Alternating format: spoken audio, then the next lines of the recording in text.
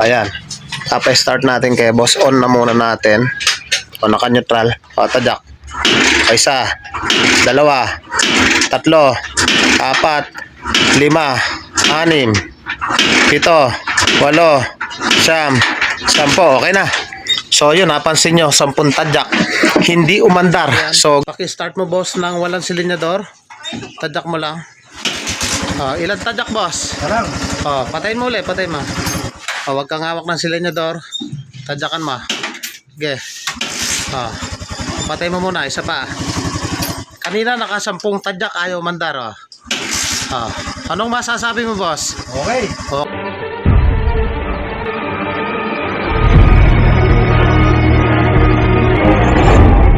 Kumusta kayo mga padreng at welcome back na naman sa ating channel, Dayo from San Pedro, Hermosa, Bataan.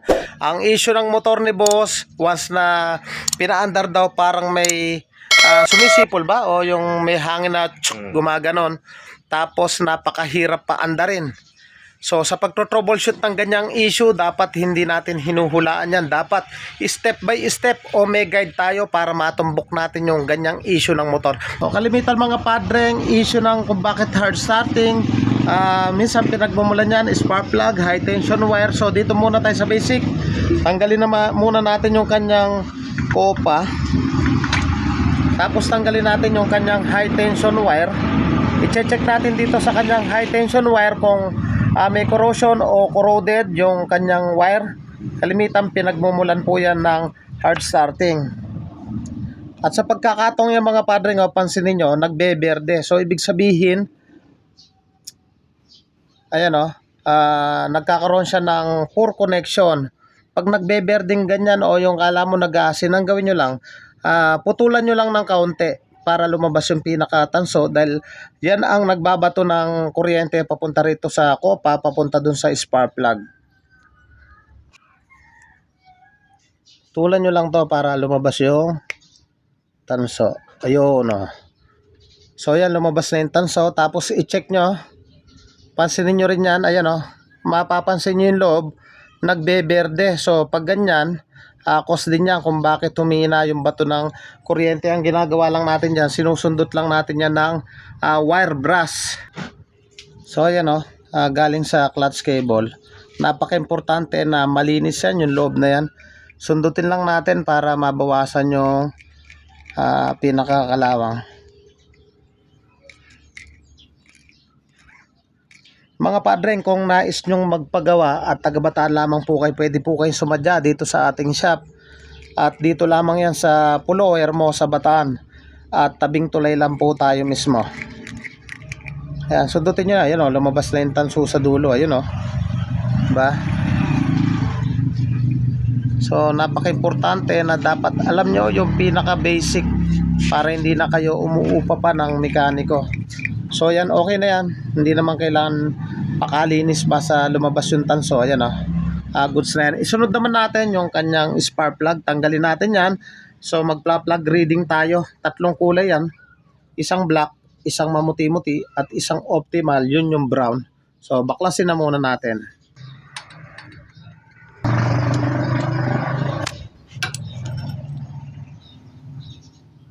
So ito yung kanyang spark plug. Mapapansin nyo, ayan ma-brown naman. Ngayon ang sisilipin natin dyan kung sakto pa ba yung kanyang clearance. 25,000 of an inch sukat ng lagare, dapat yung clearance ng tip ng ating spark plug. So ito, palitin na to dahil 3 taon na yung motor ni boss. Hindi pa napapalitan. Nagkataon lang na out of stock tayo. Pero ina-advise ko kay boss na magpalit na siya. Pansamantala, linisan natin.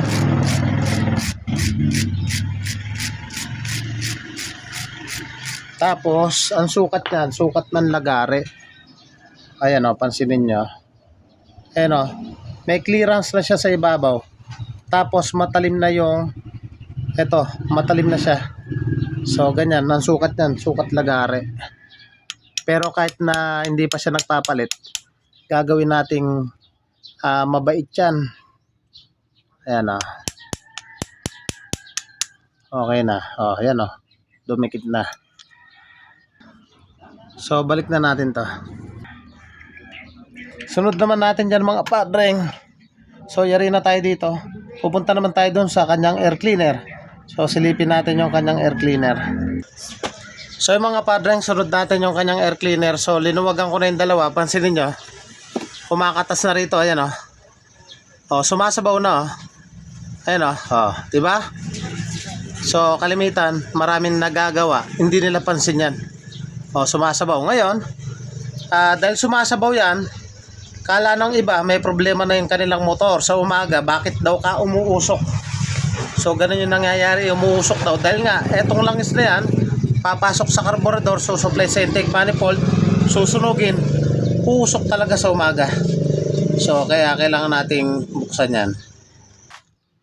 So yung mga padreng, konting tip lang kung mapapansin nyo to, yung breather hose. Takbo yan sa air cleaner. So ito yung air cleaner oh. So yung hose na yan, may dalang moist yan galing sa makina. Walang iniwan po yan sa nagsasayang ka ng kanin. Pag iniinin, tinanggal yung takip, meron siyang moist. So ito yung trabaho niya, PCV valve, positive crankcase ventilation. Ibabato niya rito. Bakit niya dapat ibato rito? Papapansin nyo, basa oh. Ibabato niya rito, ang purpose po kasi niyan, pagbasa ng langis yan, dyan kakapit yung alikabok. Kaya kung bibili kayo ng bagong element, dapat yan, paliguan nyo ng langis. So yung kumakatas na yung kanina, mga padreng, excess na po yun. So ganito lang, napansin ko naman. So paano natin malalaman kung palitin na yan? Kurutin nyo lang. Pag kinurot nyo at napilas yan, yun yung time na dapat palitan nyo na. Pansinin nyo yung kamay ko. Ayan o. So ang paglilinis po nito, Joy, huwag gasolina dahil nga mag-e-expand po yan. So pwede rin siyang maluto o lumambot. Joy lang. Tapos bibilad sa araw. Pag natuyo, papaliguan uli ng gear oil o langis na malinis. Tapos pupunasan. So itong kay boss naman, malinis naman siya. So hindi pala malinis. Ayan o. Nasa loob pala. So maobliga tayo na dapat linisin natin to. Ayan o, tanggalin ko muna. Nasa loob pala yung ganyan dumi. Ayan o, tanggalin natin, pakita ko sa inyo. Ayan o, napakadumi. Ito, baliktarin natin. Ayan o, ayan o, cause po yan kung bakit parang kinakapos po yan ng hangin. Ayan o, tingnan nyo. So maobliga tayo na linisin to ng Joy. Ayan o. Baliktarin natin. Ayan o. Kapal o. Ayan o. Kung bakit malakas sa gasolina. Dahil nga purong gas. Kapos sa hangin. Napaka-importante na pag nagagawa tayo, huwag natin kalimutan to. Dahil malaking faktor na kapag maduming air cleaner, tatako sa gas, nakaka-apekto sa performance, cause din ng hard starting. Ayan o. Linisan ko muna. Ayan o. So ayun o mga padreng, focus muna natin. Ayan o. Ayan ang dumi o. Ganyan lang, pigay nyo lang o. Tingnan nyo yung tubig. So wag gasolina o gaas. Ayan o. Dayo from San Pedro, Hermosa, Bataan. Ayan o. Para ka lang naglalaba. Tapos pipigayin, ibibilad sa araw. So yun na siya mga padreng ha. Pag kinurot nyo at hindi napilas, so ibig sabihin goods pa yan. So to, piniga ko na to. Bibilad na lang ni boss sa bahay. Lalagyan ng gear oil o langis na malinis. Siya na yung magbabalik nito. At isunod naman natin mga padreng yung kanyang carburetor. Tanggalin lang natin yung hose. Tapos yung dalawang screw doon. So tanggalin ko muna. So yung mga padreng, dito naman tayo sa kanyang carburetor. So tulad nga ng mga content natin, napaka-importante na nakatono yung ating carburetor. Dapat yan, baklas lahat yan. Ultimong yung choke, malinis.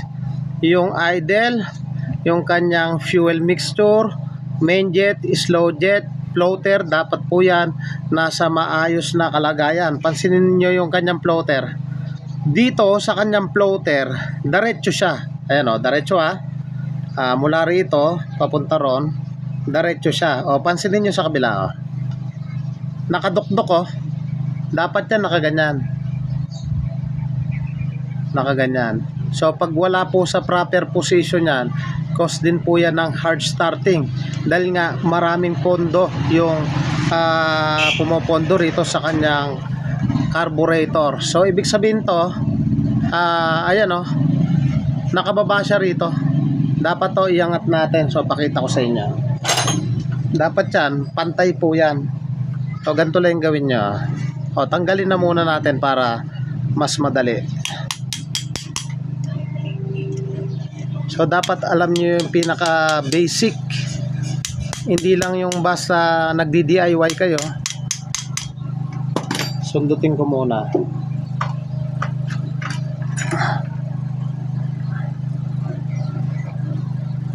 Yan, sundutin natin.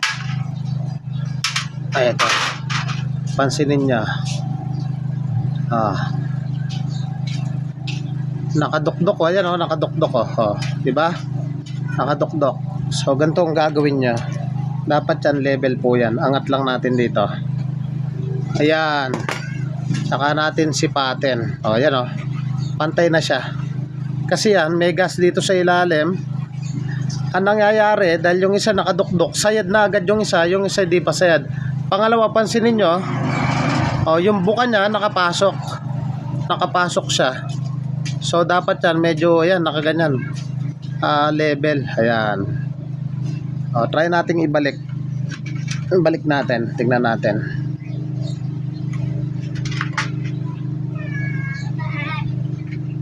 Tingnan natin kung dudukdok pa rin.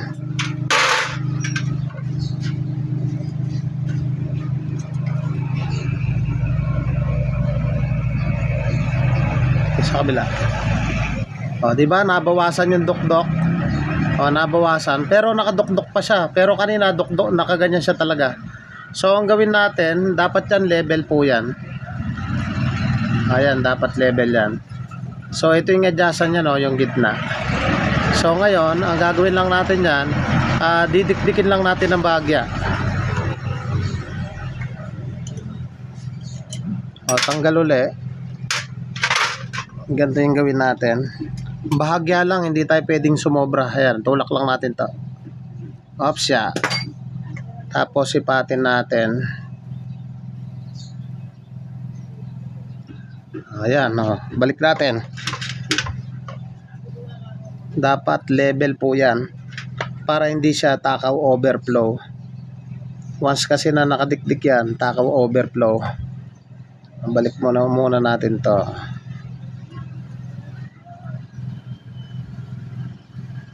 Ayan. So hindi pa daw nabubuksan to, ibig sabihin galing sa planta, wala na sa alignment. Ayan, o, ayan ang sinasabi ko. Sa kabila, ayan, o, level na siya, o, diba? So ayan yung proper timing po nan. So ayan, o. So okay na yan. Baklasin na natin lahat yan. Unahin natin mga padreng, tanggalin lang natin yung spring, at sa pagkakataong yan, napakahirap tanggalin ang spring. Automatic to, nag-umido to o parang nagpulbo. So yan, o, pansinin nyo, parang nag-asin na siya. So yun mga padreng, ipagpatuloy natin, sundutin natin para matanggal natin yung spring. So pansinin nyo yung ganyang spring, o, puno ng pulbos. Pagkayari ng spring, dapat po yan may washer. Pagkayari ng washer, may o-ring. So sundutin lang natin ng ganito. So medyo napakahirap sungkitin dahil nga nagkaroon siya ng pulbos. So yan ang o-ring. Sunod natin yung kanyang o-ring.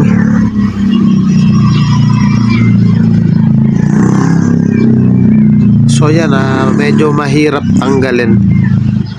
Ayan, ipagpatuloy lang natin, oh. Kailangan malinis natin yan ng wire brush. Bago natin ibalik, malinis natin maigi yan.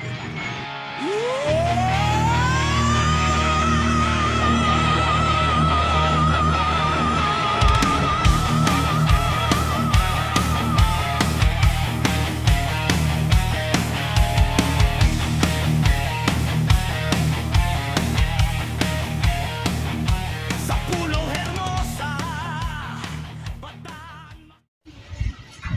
So ito na mga padreng yung fuel screw. So bago na rin siya, spring, washer at o-ring. Ngayon ang technique dito, dapat grasahan natin yung dulo para habang pinipihit natin hindi siya nagagasgas.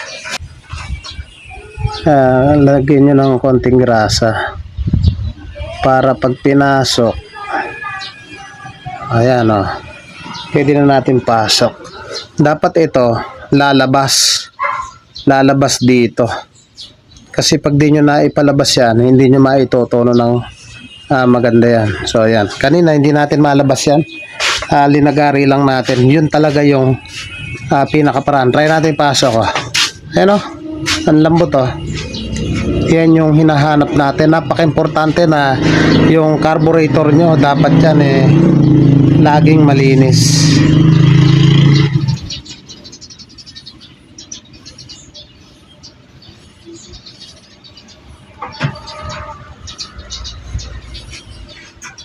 Ayan o, lumalabas na siya. Palitan natin yung screw natin. Ayan o, lumalabas na siya. Palit lang tayo ng screw. So yan mga padreng, lumabas na siya. Ayan o, lumabas na yan. Ngayon pag lumabas yan, yan time na dapat na natin pihitin siya ng 3.5. Kalate.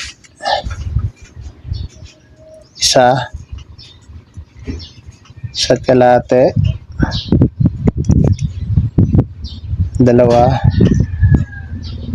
Dalawat kalate.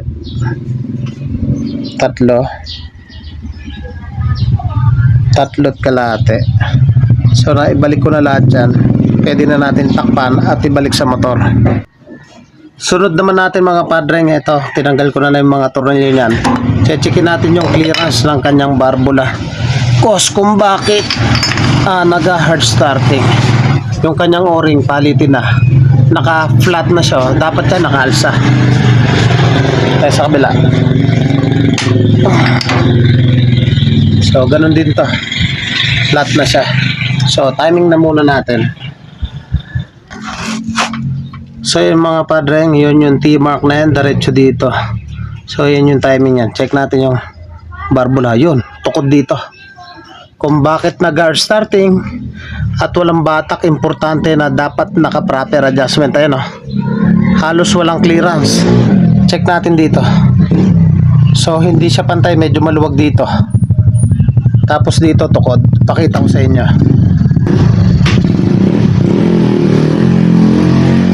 So yung mga padreng, 0.010 mm ang gagamitin natin dito sa intake. Pagdating naman dito 0.012. So dahil nga sa filler gauge walang 12, gauge yung gamit natin pero mas maluwag. Dito sakto lang. Pasok na muna natin dito. So tukod to tama. Ayaw pumasok ayaw pumasok nitong gauge ayan ayaw pumasok sablay. Try natin sa kabila kung papasok. Ayaw din. Tukod yung barbula. Pag tukod yung barbula, pwedeng bumaluktot po yan, sumingaw. Magkaroon ng loss compression, mahina bumatak. Sige, sampulan natin. Sample tayo dito sa kanyang intake. Pakita ko sa inyo. Gumagamit lang ako dyan ng 10 mm. Pakita na natin kung paano ko i-adjust. Eto.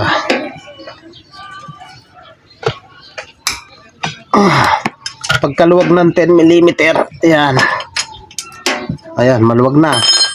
Tapos yung adjuster to sa ibabaw, pitin natin pakaliwa para pumasok yung filler gauge. 0.010, ayan pumasok. Ngayon, higpitan lang natin yung nasa ibabaw. To, higpitan lang natin nasa ibabaw. Meron akong ginagamit na ayan, pamigil at pang-adjust. Medyo masikip lang talaga yung barako. Ayan. Pesto muna ako. Pitin muna natin.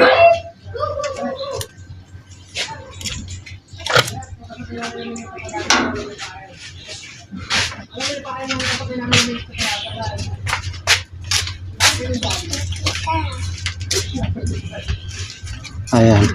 Pasok natin. So, yun o. Pumasok na siya. Kaso, kulang pa siya sa higpit.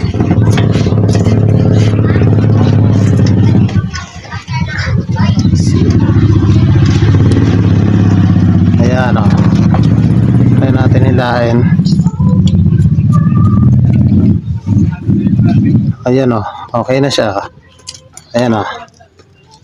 Pwede na natin higpitan ng kamay yung 10 mm. Pagka-higpit ng kamay, gamitan natin ng llabe. Ayan.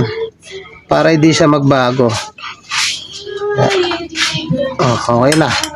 Ngayon, ang gagawin lang natin dyan, 3 beses yung gagawin po yan. So, hindi ko napapakita yan. Kailangan 3 beses dahil nagbabago po yan. So, ilahin ko muna. So, yun, okay na siya. Sa kabila, hindi ko napapakita. So, yun mga padre, naayos na natin yung motor ni boss. Nalinis na natin yung kanyang air cleaner, yung kanyang carburetor, naitono na natin na maganda. So, yan. Paki-start mo, boss, ng walang silinyador. Tadyak mo lang. Ilan tadyak, boss? Sarang. Patayin mo ulit, patayin mo. Huwag kang hawak ng silinyador. Tadyakan mo. Okay. Patayin mo muna, isa pa. Kanina naka-10 tadyak, ayaw mandar. Anong masasabi mo, boss? Okay. Okay, dayo from San Pedro. San Pedro na eh. San Pedro, Hermosa, Bataan. Mga padre, kung ganito rin yung nararanasan ng inyong motor, hard starting, naka-10 tadyak na, kahit mainit, ayaw pa rin umandar. So, sundan nyo lang po yung video. Kaya naman, kung bago ka pa lang sa akin channel o napadaan ka lang, huwag nyo pong kalimutan na paki-like, paki-subscribe at paki-hit na rin po yung notification bell para updated po kayo sa mga videos na aking ilalabas. Paki-follow na rin po yung aking Facebook page para marami pa kayong video na matutunan. Thank you po sa inyo. God bless at mabuhay po kayo. Sa Pulo Hermosa, Bataan makikita.